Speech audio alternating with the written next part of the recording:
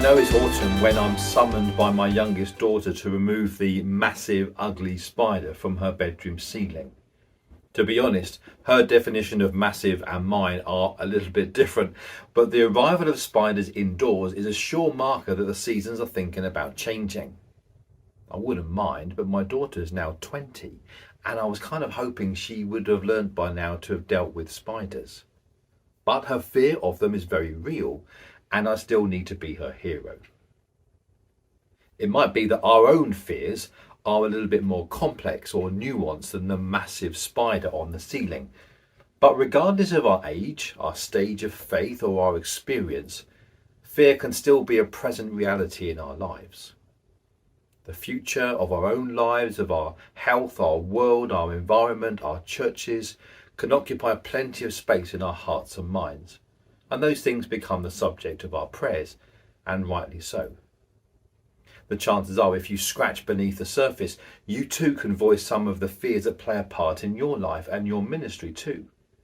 Conversations that we have in our churches, perhaps especially right now around the Baptist Together consultation, the future of our union, the health and peace of our churches, the skills we need to navigate this season with love and patience and clarity, it can all seem too much.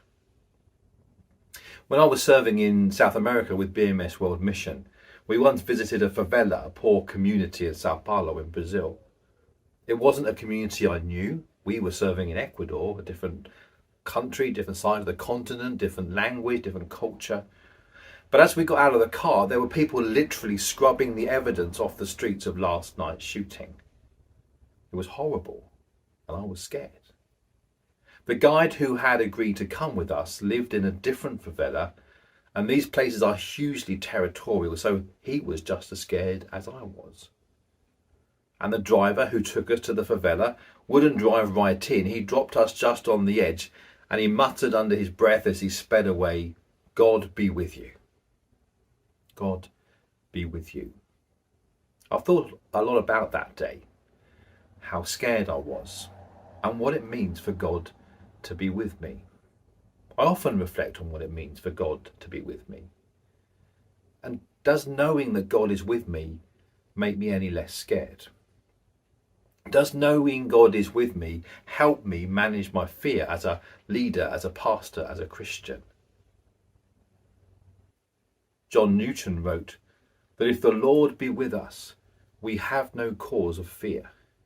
His eye is upon us, his arm over us, his ear open to our prayer, his grace sufficient, his promise unchangeable.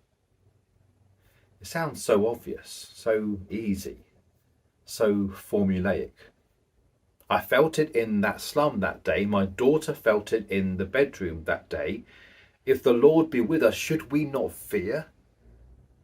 As we read the Bible, we see pretty much everyone, from Moses to the disciples and almost everyone in between, they're confronted by their fears. Fears about their future, fears about their circumstances, fears about their performance, fears about their abilities, their very lives.